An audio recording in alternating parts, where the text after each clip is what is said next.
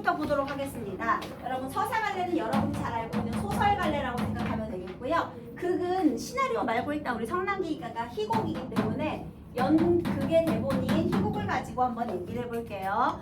둘의 공통적인 특징이 있어요. 뭐냐면요, 내용 요소예요. 얘들아, 우리 혹시 소설의 3요소 기억하시나요? 인사배? 아니에요. 소설의 3요소. 주제, 구성, 문체예요. 그리고 그 구성의 3요소가 뭐가 되는 거야? 인사배가 되는 거야. 인물, 사건, 배경. 그럼 다시 내용 면에서요, 인물과 사건과 배경을 바탕으로 해서 무엇을 만들어내죠? 그래서 소설갈래도 이야기 문학이고요, 극갈래도 이야기 문학이거든요. 그러면 갈등이 중심이 되는 문학이라는 둘의 공통 요소가 되는 거예요. 인물, 사건, 배경은 둘 다 있어. 그래서 갈등을 만들어내는 이야기 문학이야. 갈등이 중심이 되는 거. 자, 내용 요소 면에서는 공통점이 있는데요, 차이점이 있어요. 이 갈등을 전달하는 방식의 차이입니다. 자, 우리 소설갈래에서 누가 전달했죠? 그렇지. 그래서 이 이야기를요, 자, 어떻게 전달하느냐. 전달 방식. 서술자가 직접 제시를 하든 아니면 간접 제시를 하든 서술자가 제시를 해요. 얘들아, 서술자가 작품 속에 있으면 1인칭, 밖에 있으면 3인칭이잖아. 그치? 그 어쨌든 작품 속이나 밖이든 서술자가 전달을 하는 거야. 직접 설명하면 직접 제시고요, 인물의 대사나 행동을 통해 보여주면 간접 제시인데 그거 다 서술자 얘기하는 겁니다. 근데 중요한 건 극갈래에는 우리 아까 세인이가 서술자가 없다면서요. 그럼 어떻게 전달할 거야? 얜 전달을 못하고 어떻게 해야 돼? 설명을 못하고 보여줘야 돼요. 그래서 현재형의 문학인 거야. 자, 누가 나와? 등장인물이 등장해요. 그래서 등장인물의 대사와 행동을 통해서 보여주고, 그래서 현재화된 문학이 되는 겁니다. 요거 이해됐죠? 그래서 얘놈 때문에요, 우리 극갈래에는 형식 요소가 생겨나는 거예요. 아까 내용 요소가 인사배였죠? 그러면 희곡에 형식적인 또 구성 요소가 있어요. 내용의 구성 요소는 인물, 사건, 배경이었다면 구성 요소, 형식적 구성 요소는 뭐가 되느냐? 맨 처음에 쭉 설명해 주는 거 있죠. 때, 시간, 장소, 뭐 그다음에 인물 이런 거 소개해 주는 부분을 뭐라고 하느냐? 해설. 그리고 인물들의 말을 뭐라고 하죠? 대사. 그 다음에 대사 앞에 괄호해서요, 무대나 아니면 등장인물의 행동 같은 걸 지시해 주는 게 있어. 그게 뭐야? 지시문. 이렇게 되는 거예요. 이 괄호 안에 있는 게 지시문이에요. 지문이라고도 하고 지시문이라고도 하고. 그러니까 여러분, 우리 보통 우리 극갈래의 형식 요소는, 극갈래의 요소는 해설, 대사, 지시문이다. 이거 형식적 구성 요소예요. 이거 내용적 구성 요소고요. 그래서 애들이 많이 실수하기 쉬운 것 중에 하나가 인물, 사건, 배경을 바탕으로 한다 그러면 틀린 줄 알아. 근데 맞는 얘기예요. 이거 이제 내용 면에서는 이런 특징도 있는 거야. 근데 형식적에서 또 이런 면이 있는 거야. 둘 다. 그래서 거기 175페이지를 보면 희곡의 구성 요소, 형식적 구성 요소와 내용적 구성 요소 이렇게 나눠져 있죠. 바로 이겁니다. 내용적 구성 요소, 형식적 구성 요소. 다 구성 요소가 있어요. 그 다음에요, 갈등이 소설하고 희곡 중에 어떤 게 더 첨예하게 대립해야 되게 해요? 네? 갈등이 더 도드라지는 건 소설일까 희곡일까? 소설. 희곡이에요. 왜냐면 우리 너네 돈 주고 공연 볼 건데 갈등 없으면 재미없잖아. 아, 막장 있어야지. 그래서 갈등이 더 확실하게 보여줘야 우리가 재미가 있잖아요. 그래서 여러분 구성 단계의 차이가 있어요. 구성 단계는 어떻게 차이가 있느냐? 소설의 구성 단계는 발당, 전개, 위기, 절정, 결말이죠. 이렇게 되잖아. 아, 뒤늦게 터지면 지루해. 그래서 여기는 어떻게 되느냐? 희곡의 단계는요, 이거 빨리 와요. 일단 소개해야 돼, 발단. 그리고 이제 시작은 해야 돼, 전개. 그 다음 바로 뭐가 와야 돼? 절정 와야지. 지루하면 재미없어. 그 다음 하강과 대단어. 우리 뒤에 어떻게 끝나는지 항상 알고 싶어 하잖아. 그래서 항상 어떻게 해요, 여러분? 대단원에 막을 내린다 이렇게 돼 있죠. 자, 그러면 여기는 무슨 구성 요소로 되어 있느냐? 여기 이거 구성 단계고요. 장과 막을 단위로 해요. 단위라고 할게요. 단위, 장과 막. 장과 막을 단위로 해요. 그런데 막은요 되게 큰 단위예요. 그래서 그 커튼이 한번 내려가고 올라가야 돼요. 그러니까 보통은 2막이나 3막 정도로 구성되죠. 정말 많아도 한 4, 5망 정도까지밖에 안 돼요. 보통 1막 1장, 그 다음에 1막 2장, 1막 3장 이렇게 되거든요. 근데 어떤 게 더 큰 단위냐, 이거 이렇게 외우면 돼. 대단원에 막을 내린다. 막이 내려가면 다 끝난 거니까 막이 큰 단위예요. 그리고 막은 또 장으로 쪼개져요. 1장, 2장, 3장, 4장 이런 식으로. 알겠죠? 장과 막을 단위로 해요.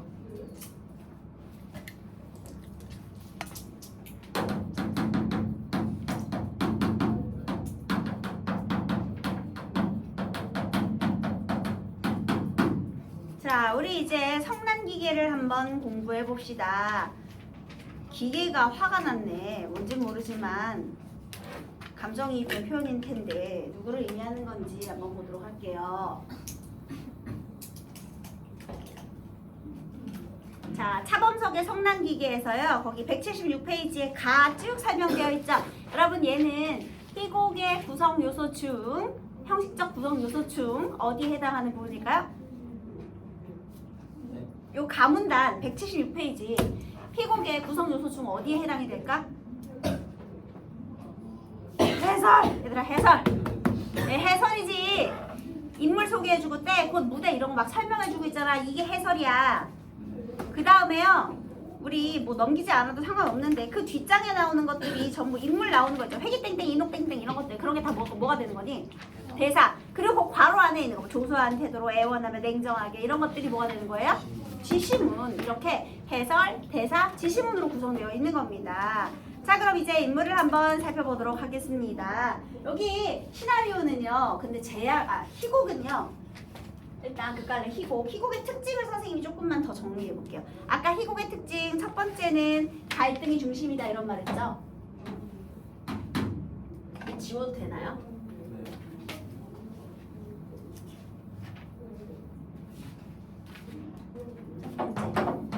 갈등이 중심이 되는 문학. 그 다음에 현재화된 인생 표현, 아니면 현재화된 문학 표현, 아니면 현재 진행형의 문학.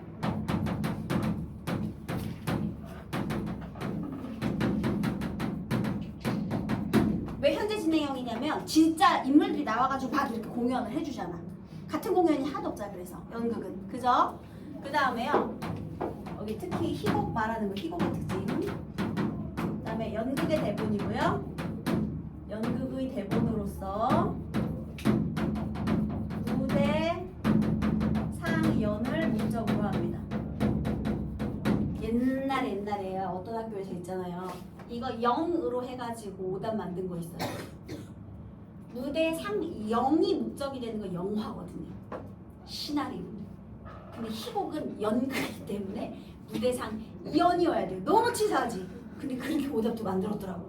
참 대단해요. 그거 뭐 그렇게까지 치사하게. 그리고 무대상 연이 목적이 돼요. 네. 그래서 이런 것도 있고요. 자, 그 다음에 또 하나는 제약. 희곡은 제약이 굉장히 큽니다. 어떤 제약이 있느냐. 여러분, 만약에 너네가 연극을 보러 갔다? 근데 거기 등장인물이 한 6, 7명이 나온다고 해봐. 그럼 누굴 쳐다봐야 돼? 너무 정신이 없지. 그래서 인물수의 제약. 등장인물이 그래서 많이 나오잖아요. 많아봤자 3명, 4명도 정신없어. 근데 5명은 절대 안 나와. 연극은요. 그래서 소극장 공연 혹시 학교에서 막 이렇게 연극 보러 간 적 있지 않나요? 아니야? 나중에 한번 꼭 보러 가보세요. 학생 할인해가지고 별로 비싸지도 않을 거야. 그러면 이제 이 시나리오, 아니 희곡에 대해서 좀 이해하게 될 거예요. 일단 인물수의 제약이 있고요. 너무 많이 나오면 안 되겠죠. 그 다음 또 무슨 제약이 있을까? 너네 한 5시간 공연 볼 수 있어? 시간. 맞아요. 시간의 제약. 그리고 또 하나, 공간적 제약이 있겠죠. 왜냐하면 무대를 연출하는 거다 보니까 이 무대를 너무 배경을 자주 바꾸다 보면, 공간을 많이 바꾸다 보면 필요한 장치들이 늘어나잖아요. 그래서 대표적인 것이 인물수의 제약, 그 다음에 시간의 제약, 공간의 제약, 이런 시공간의 제약이 있습니다, 여러분. 대표적인 것이 애들이 막 그 얘기하더라고요. 선생님 제작비 제한도 있잖아요. 근데 일단 금전적인 문제는 제외하고라도 이런 것들이 있어요. 대표적인 제약입니다. 자, 그리고 나서 우리 여기 한번 볼게요. 그래서 인물 되게 간단하죠. 여기 봐봐. 등장인물 4명밖에 없는 거야. 응? 여기 양회기. 그다음에 정금수. 얘는 의사. 간호사. 그리고 환자가 있어요. 누구냐면은요. 우리 김인옥과 최상현. 환자 최상현. 환자의 보호자 남편. 환자 남편. 이렇게 돼요. 자, 그 다음에 우리 요 무대 있죠, 무대. 현대 늦가을 종합병원 폐외과 과장실. 애들이 내과랑 외과를 모르더라, 얘들아. 내과는 내분비 내과예요. 호르몬 이런 거 보는 거고요. 그 다음에 외과는 뭐 하는데요? 외상이니까 뭐야? 수술하는데요, 여러분. 수술하는 게 외과야. 그러면 선생님 폐는 내과 아니에요? 애들이 막 그걸 물어보더라고. 폐도 수술해야 돼요, 여러분. 그치? 그 폐외과야. 그런 거 폐외과라고 해. 그러니까 폐랑 관련이 있기 때문에 외과가 아니라요. 폐외과라는 건 폐 관련된 수술하는 곳입니다. 외과 과장실이에요. 그러니까 얘들아, 옛날에 그런 거 있었어. 너네 의대생들이 있잖아. 나중에 항상 뭐 하는지 아니? 가죽 같은 거 갖고 다니면서 계속 바느질 연습해. 그거 왜 그러겠니? 수술할 때 매듭법 해가지고 이렇게 하잖아. 근데 너네 그거 알지? 너네 바느질을 하더라도 예쁘게 바느질하면 그 천이 울지 않지만 그 막 땡겨가지고 실 땡겨갖고 엉망으로 하면 천이 막 조글조글하게 울죠. 우리 피부도 똑같아. 그래서 흉 안 지게 예쁘게 잘 박음질을 해야 여기가 흉이 안 지고 예쁘게 수술이 된단 말이에요. 걔네 맨날 박음질 연습해. 그러니까 물론 그 바느질이 우리가 일반적으로 말하는 그 바느질하고는 다르지만, 그래서 있잖아요. 진짜 이게 사람의 그 의사도 솜씨가 중요한 게, 내가 만약에 상처 부위가 이만큼 있어. 그럼 어떤 사람은 이거를 4땀으로 수술하고요. 어떤 사람은 이거를 7땀으로 수술해요. 어떤 게 더 좋은 수술이게? 7땀. 4번 꼬매는 거랑 4땀으로 완성하는 거랑 7땀으로 완성하는 거랑 7땀이 더 촘촘하게 잘 붙겠지, 필이. 근데 귀찮지. 7번 하려면 귀찮잖아. 그런 게 이제 솜씨가 되는 거고 실력이 되는 거예요. 그래서 이제 이런 거 잘하면은 솜씨가 더 잘 아물겠지. 그러면 아무래도 튼튼하게 여러 번 이렇게 해놓으면 더 잘 아물 거 아니야. 그래서 그런 것 때문에 의사들이 뭐 소문나고 그러는 거예요. 그래서 의사들이 옛날에 잘 그렇게 하는 꼬매는 의사를 별명을 재봉틀로 막 이렇게 붙여주고 막 그러거든요. 정말 잘 꼬맨다는 뜻이지. 재봉틀. 어떤 의사의 만약에 그 별명이 재봉틀이야. 그럼 잘 꼬맨다는 거잖아요. 그래서 여러분 여기에 기계라는 말이 나오잖아요. 양회기가 외과 의사예요. 그럼 얘는 수술 솜씨가 굉장히 뛰어난 의사라는 뜻이겠지. 기계라는 말은 기계처럼 수술을 잘한다, 이렇게 일단 그런 의미가 있어요. 근데 다만 기계는 뭐가 없죠, 여러분? 인간성이 좀 없죠. 비인간적이면서 수술 솜씨는 뛰어난 그런 의사인 회기를 우리가 기계라고 하는 거야. 기계는 원래는 화가 안 나요. 그런데 기계가 화가 났다는 건 인간성을 회복하게 된다는 뜻이거든요. 자, 일단 한번 전체적인 줄거리를 읽기 전에 여기 무대에 대한 우리 해설을 한번 쭉 보도록 할게요. 여기서도 문제가 잘 나오거든요. 대부분 다 틀려요. 땡땡 종합병원 폐외과 과장실 정면벽 우측에 밖으로 통하는 문이 있다. 얘들아, 정면벽이라고 했죠. 이렇게 생겼을 거 아니야? 정면벽 우측. 밖으로 나가는 문. 여기 있는 거죠. 정면의 벽 우측. 여기 있어요. 그 다음에요. 문의 5분의 1은 두꺼운 반투명 유리가 되어 있고, 여기 이렇게. 이게 반투명 유리. 그 다음에 검은 페인트로 과장실. 이렇게 돼 있다는 거죠. 그 다음에 좌측에는 진찰용 침대와 흰 광목으로 된 칸막이 커튼. 여기 보통 이렇게 칸막이 커튼 이렇게 달아주죠. 뭔지 알겠지? 이렇게 달려있지? 이렇게 이렇게 칸막이 커튼 해가지고 여기 안에 뭐가 있는 거야? 침대. 그러니까 여기 이렇게 침대가 있다. 이 진찰 볼 수 있는 좌측에 침대가 이렇게 있는 거고요. 그 다음에 여기 이게 흰 광목이라 그랬죠. 여기 흰색 하나 등장했습니다.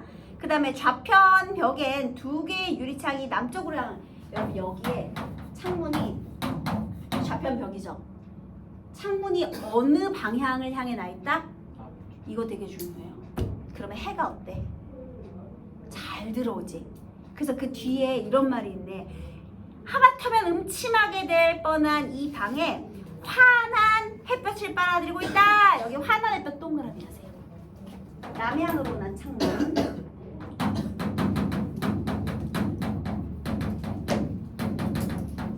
그래서 여기에 음침은 어두운 거거든요, 여러분. 음산하고 다른 거예요. 조심하세요. 다시. 음침하지 않고요. 환한 햇빛 어떻게 표현되어 있나요? 햇볕. 환한 햇볕. 얘들아 그러면요, 감독이 제안 이제 무대 상황을 연출해요. 거기에서 제시할 만한 것으로 적절하지 않은 것은 회기의 비인간성을 도드라져 보이기 위해 조명을 어둡게 처리해 주십시오. 어때요? 틀렸지? 어두운 조명 안 돼. 그래서 어떻게? 남쪽으로 창문 때문에 최대한 환한 조명을 써야 된다는 거야. 그래서 어두운 조명 나오면 무조건 틀린 거야. 알겠니? 에? 알겠죠? 여기서 다 틀려가 애들. 근데 왜냐면 회기가 처음에 음침하잖아 애가. 그러니까 이 회기에 냉정하고 어두운 성격이 드러날 수 있도록 조명을 어떻게 처리해 주십시오. 이런 조명 얘기를 하면 애들이 다 그냥 자기 생각으로 문제 풀기 때문에 맞다고 생각하거든요. 그런데 안 돼요. 틀린 겁니다. 환한 햇볕이에요. 또 그 옆으로 큼직한 책상과 회전 의자와 환자용 의자, 벽 구석의 책장 캐비넷, 우편 벽에 진찰실과 수술실로 통하는 육중한 문. 그리고 여기도 이렇게 문 있겠지. 일로 가면 이제 여기는 어떻게 돼? 수술실. 정면 우측 문. 그 다음에 여기 원래 이렇게 해가지고 이렇게 가면 여기 이제 책상도 있고 캐비넷도 있고 뭐 이렇게 있겠죠. 예. 그리고 또 이 문과 정면 문 중간에 이 문과 정면 문 중간 이쪽에 있겠죠. 여기 간호사 책상 이렇게 있는 거고요. 뭔지 알겠지? 들어가자마자 전임 간호사의 사무용 책상과 의자, 응접 세트, 출입문 한 구석에 흰 타일로 된 세면대와 옷걸이가 붙어 있다. 그리고 여러분 여기 흰 타일이라는 걸 썼죠. 전체적으로 무슨 색을 써야 돼? 밝은색. 흰색. 그리고 흰색. 그리고 흰색. 왜 병원은 다 흰색으로 돼 있을까? 청결. 청결 때문에. 그래서 여러분 피 같은 거 튀어도 잘 보일 수 있게, 오염이 돼도 눈에 잘 띌 수 있게 일부러 흰색 하는 거예요. 청결 문제 때문에. 맞아요. 니네 되게 잘 알고 있다. 그래서 이렇게 흰색을 써야 돼요. 알록달록하게 꾸며주세요. 그러면 안 되는 거야. 그 다음에요. 따라서 이 방은 가벼운 진찰과 외래객의 응접 그리고 연구를 겸한 과장의 사실이다. 이렇게 사적인 방이다. 되게 개인의 방. 방 전체는 청결하다는 장점을 제외하면 단조하고, 자, 이 방의 분위기는 어때요? 단조롭고요. 그 다음에 냉랭하여, 뭐 드라이 아이스 같은 거 깔아주면 되겠다. 일말에 음산한 공기. 얘들아, 음산한 공기는 으스스한 느낌이 드는 거지, 이거 음침한 거랑은 다른 거야. 음침은 어두운 거야. 알겠지? 이건 소름 돋는 분위기고. 그래서 조심하세요. 떠돌고 있다. 그러면 여러분 여기서 이러한 배경이요, 우리 주인공인 회기의 비인간성을 강조할 수 있겠죠. 이 따뜻한 막 핑크 키티 들어가 있는 막 이런 막 그런 커튼 쳐 있고 그러면은 비인간적으로 보이진 않잖아요. 변태처럼 보이긴 하지만. 그쵸? 그래서 이렇게 뭔가 비인간적인 느낌이 드는 배경 설정을 해주는 거예요.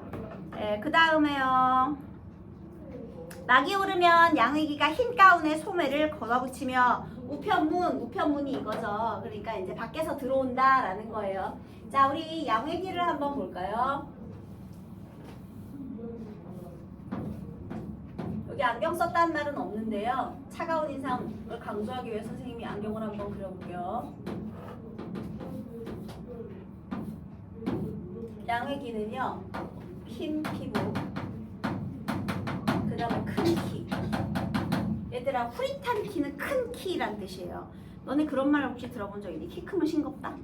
물론 편견이지만요. 절대 그렇지 않지만 여기서 일단 하얗고 긴 키. 그래서 흔한 외국 신사에게서 받는 세련됨 그리고 과학자가 지닌 냉담성. 자 그러면 이걸 통해서 뭘 드러내고 싶어? 세련됨과 동시에 냉담함. 여러분 우리 이런 걸 외양 묘사라고 하거든요. 배경을 통해서도 회기의 비인간성을 강조하고요. 회기의 외양을 통해서도 세련미와 냉담성, 회기의 이런 특징을 드러낼 수 있는 거죠. 왜냐하면 보여줘야 되기 때문에 관객한테 첫인상이 중요하죠. 이녹 환자예요. 헝클어진 옷맵시와 핏기 없는 안색은. 자 얘는 이제 환자인데요.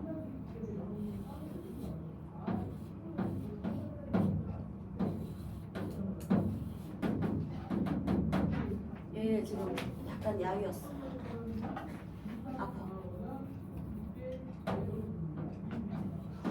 아파 보이죠? 여러분 핏기 없는 안색. 다시 얘도 환자인데요. 얘는 헝클어졌어. 헝클어지고 그 다음에 핏기 없는 안색. 이거 창백하다는 뜻이죠. 그래서 누가 봐도 첫눈에 딱 뭘 드러내는 거야? 중환자.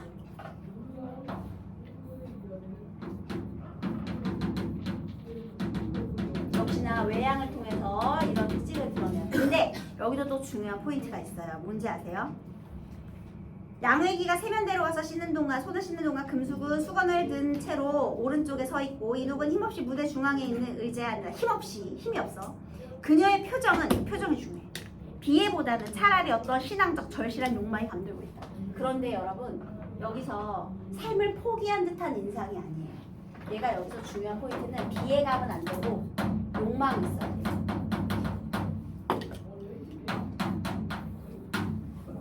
무슨 욕망? 살고 싶은. 지금 너무 끔찍하게 그려놓긴 했는데 나도 무섭다 야.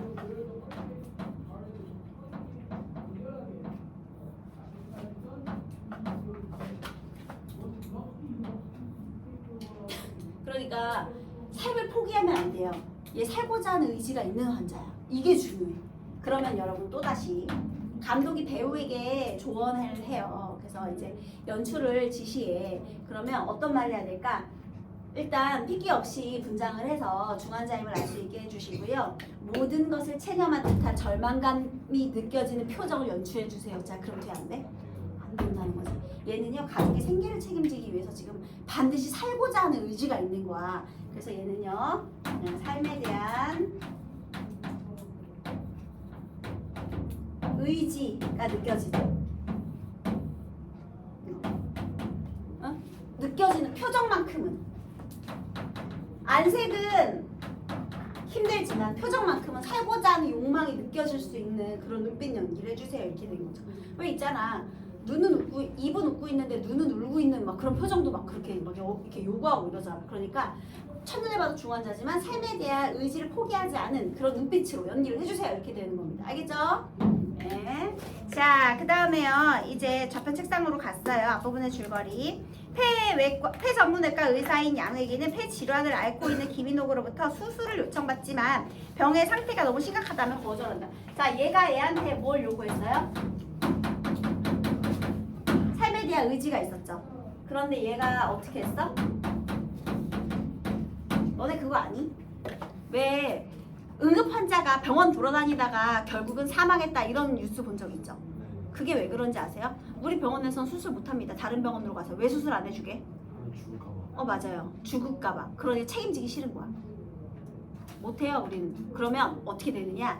왜 우리 수술 성공률 몇 퍼센트 이게 병원의 홍보 수단이 되거든요. 그래서 어떤 의사는요, 우리가 이제 환자가 오잖아. 그러면 내가 봤을 때 얘는 실패 확률이 커. 그럼 수술 안 해줘. 다른 병원으로 가보세요 하는 거야. 왜냐면 그러면 수술 실패율이 들어가니까.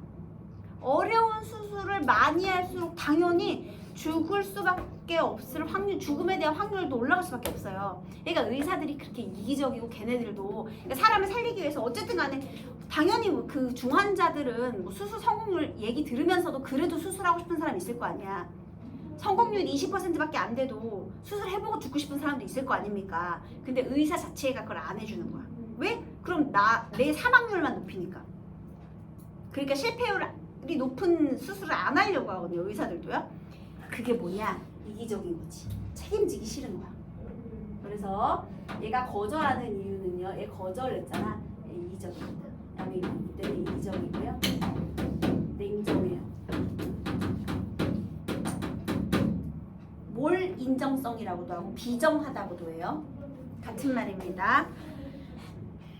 그래서 병의 상태가 너무 심각하다면 거절해요. 그러니까 책임지기 싫은 거예요. 그 다음에 가족의 생계를 위해서라도 꼭 살아야 한다면 얘가 삶에 대한 의지를 다지는 게 무엇 때문이라고요? 가족의 생계 때문이었어요. 그래서요, 회기는 수술 결과가 나쁠 경우에 받을 원망과 책임감을 의식해서 인옥을 냉정하게 대한다. 그래서 원망과 책임에 대한 회피.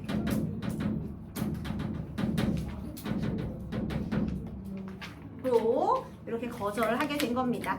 자, 전개부터 읽을게요. 얘들아, 이거 그냥 선생님이 읽을게요. 원래 이거 시간이 많으면 이렇게 나눠가지고도 읽고 막 그러면 재밌겠지만 우리 일단 내신해야 되니까 그냥 읽을게요. 선생님, 회기, 조소하는 태도로. 여러분, 조소하는 태도 네모하세요. 우리 이런 걸 지시문이라고 했잖아요. 지시문 내용 빵꾸 뚫어가지고 1번부터 5번까지 기억, 니은, 디귿, 리을, 미음 각각 옳게 연결된 것은 이런 문제 무조건 나옵니다. 자주 등장해요. 그래서 중요한 건 여기서 회기의 태도가 변할 거거든요. 기계였는데 기계가 화를 내게 될 거예요. 그래서 이 지시문의 내용이 중요합니다. 조소가 무슨 뜻이에요? 178페이지로 갔죠. 네. 조소라는 것은요, 업신여기면서 비웃는 거예요. 비웃음입니다. 비웃음. 자, 그 다음에요. 나는 환자의 생명을 구해줌으로써 기쁘게 해주겠다거나 사회를 위해 선심을 쓰겠다는 생각은 없소. 사명감이 좆도 없죠, 여러분. 거기 사명감 X.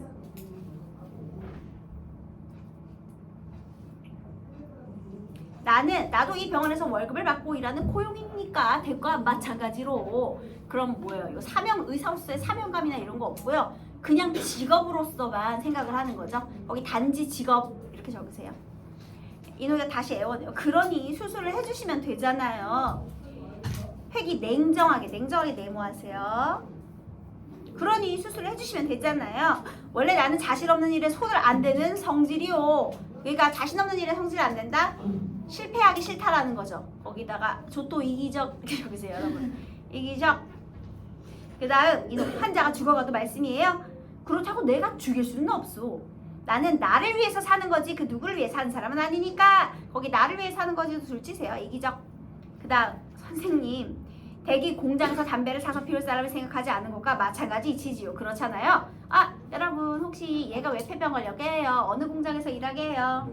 이 담배 공장에서 일합니다. 여러분 담배 피지 마세요. 금연하십시오. 얘처럼 이제 얘는 담배를 피지 않고 포장만 했는데도 폐병 걸려잖아요. 그래서 지금 있잖아요. 여기에 큰 논리적 오류가 있어요. 그 말에 괄호할게요. 너가 공장에서 담배 사서 피울 사람 생각하지 않는 것과 나도 마찬가지다. 괄호 닫으세요. 상대방 생각 안 하는 거랑 똑같다. 너네가 흔히 하는 논리적인 오류인데요. 이런 걸 파장이라고 해요. 특히 부모님한테 말하죠. 만약에 니네가 좀 늦게 들어갔어. 너 왜 이렇게 늦어 이 집에? 너 누가 이렇게 늦게 다니라고 했어? 위험하니까 엄마 걱정하는 거 몰라? 막 이렇게 했다고 해보세요. 엄마도 늦게 들어오잖아. 애들 많이 하는 파장이죠. 왜 내 잘못만 걸고 넘어지냐? 너도 잘못했잖아. 그리고 니네 이제 학교에서 혼날 때 이런 거 많이 하죠. 쟤도 그랬어요. 아니 지금 자기의 잘못에 대한 얘기를 하고 있는데 나만 잘못했냐? 쟤네도 잘못했다. 이런 얘기 많이 하죠. 그게 바로 파장입니다. 이게 논리적으로는 오류예요. 그러니까 예를 들면 제가 잘못했으니까 나도 잘못한다 이건 아니잖아 얘들아. 그지? 파장이에요. 정당방위랑은 달라요 여러분. 정당방위는 나에게 가해지는 위해를 피하기 위해서 행동한 거고요.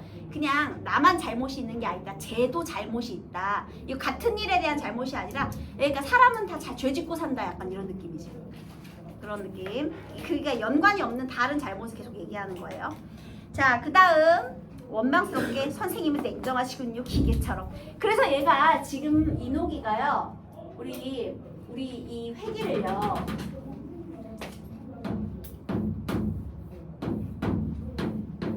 단적으로 얘를 뭐라고 했어요?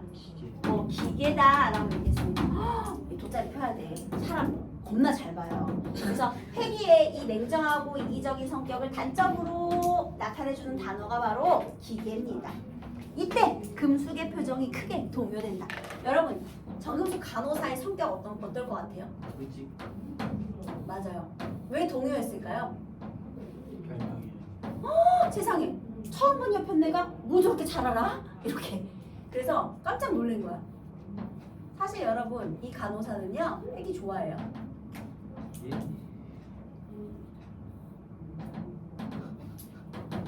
정금숙 간호사는요 회기를 좋아합니다.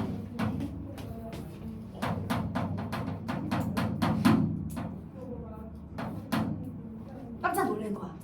그래서 간호사가 원래 좀 되게 좋아하거든요. 근데 얘네들 나이 차이도 좀 나고 의사랑 간호사가 그러니까요. 얘 책임지는 거 되게 싫어하잖아요. 그래서 지금 약간 이렇게 거절하고 있는 상황이거든요. 그런데 거절하고 있는 상황인데 어쨌든 좋아하고 있는 상황이에요. 썸 타는 상황입니다. 자, 어쨌든 그런데 여기서 동요한 이유 굉장히 잘 맞췄기 때문이죠. 얘는요 꾸밈 없고 솔직함, 천진난만함. 하지만 나쁜 말로 눈치가 더럽게 없어요. 그래서 이렇게 그 다음에 그 회기를 이렇게 항상 주시하고 지켜보는 그런 인물입니다. 감초역할하는 인물이겠죠. 왜냐하면 너무 내용이 무겁기만 하면 연극 보는 재미가 없거든요. 그러니까 원래 이렇게 철딱서니 없이 웃음을 주는 포인트가 좀 있어야 돼. 이제 관객을 긴장시키는 게 아니라 이완시켜줄 수 있는 존재인 거죠. 자, 그 다음에 직업이란 사람을 기계로 만들어버리기에 마련이죠. 되게 손처럼. 그리고 내 손처럼. 그 다음에 그렇다고 마음까지 기계가 될 수는 없잖아요. 자, 여러분 이거 누구 비판하는 거예요? 회기 비판하는 거죠. 그렇다고 마음까지 기계가 될 수는 없잖아요. 너는 마음도 기계다 이런 거지. 그 다음 어두운 공장에서 담뱃개비를 20번씩 집어넣는 것은 내 손이지만 내 마음은 언제나 어린 것들을 생각하고 나를 생각했어요. 어떻게 하면 살 수 있을까 하고. 어린 것들의 동그라미 해보세요. 아, 얘가 이렇게 살려고 하는 게 그냥 본인이 살려고 하는 게 아니라 우리 자식을 위한 애정이었구나를 이때 회기가 알게 된 거야. 그래서 여러분 약간 감동되면 여기 네모하세요. 변화의 가능성이라고 적으세요. 원래 뭐 되게 막 냉정하고 처음에 조소부터 시작했잖아, 얘들아. 조소, 냉정 막 이런 거였잖아. 그런데 이때 조금 미안해진 거야. 심적 동요가 있어. 그래서 내 얘기가 지나쳤는지 모르지만 나는 결코 되게 죽어도 좋다는 것은 아닙니다. 그 대신 좋은 약을 소개해드릴 테니 써보세요. 얘들아, 좋은 약은 근본적 치료법이에요. 거기 임시방편 적으세요. 임시방편, 언발의 오줌누기죠. 하석, 상대, 아랫돌 빼서 윗돌 개기 이런 거. 그러자 알맹이는 어찌되었든 포장만 그럴싸하게 꾸미라는 말이군요. 얘들아, 이노기가 생각하는 알맹이가 진짜잖아. 그치? 그런데 이 알맹이에 해당하는 치료법이 수술이죠. 거기 알맹이에 적으세요. 수술. 포장은 어떤 치료법이에요? 약, 좋은 약, 약물 치료. 늘 듣던 얘기지. 그런 뜻이 아니라 괜찮아요. 수술 못 맡아주시겠다는데 억지로 맡길 수는 없으니까 살아보겠다는 내가 잘못인 게죠. 얘가 거절했잖아요. 분명히 아까 삶에 대한 의지 있었거든요. 근데 거절을 당하고 나서 지금 살아보겠다는 내가 잘못이지. 체념. 의욕을 꺾었어. 남들은 다 샀는데 나만 죽어야 할 까닭은 없을 것 같아서 한번 여쭤본 거예요. 하지만 선생님이 좀 그렇게 말씀하시는데 별 수 있어요? 그 누구를 저주하는 듯. 그 누구에다가 세모해보세요, 여러분. 이거 남편이에요, 남편. 얘가 왜 이렇게 살아야 되느냐면 남편이 직업이 없어. 무능해. 그래서 만약에 자기가 잘못되면 그 어린 것들을 누가 먹여 살려? 그래서 내가 어쩔 수 없이 살아야 돼. 이 뒤를 맡길 사람이 없는 거야. 그래서 그 누구는요 남편을 원망하는 거지 여기서 원망하는 그 누구가 상현은 아닙니다. 왜냐면 비인간적이긴 하지만 어쨌든 수술 못 해주는 건 내 병이 걸린 건 회기 탓은 아니니까요. 이거 원망하는 건 회기 아니에요. 여러분 조심하셔야 돼요. 내 살을 뜯어먹든 갉아먹든 마음대로 하라지. 야, 불쌍해져. 측은해지며 가시렵니까? 너무 괴롭혀서 죄송합니다. 선생님 말씀대로 사는 날까지 살겠어요. 목례를 던지며 밖으로 나갑니다. 그래서 여러분 여기에 얘가 지금 심리가 어떻게 됐어? 꺾였어. 회귀는 걷잡을 수 없는 허무감과 자책심에 사로잡혀. 자, 처음에 얘가 냉정하고 이기적이었죠. 근데 얘가 체념됐잖아. 그래서 얘가 지금 어떻게 됐어? 심리가 변했어. 어떻게? 허무와 자책.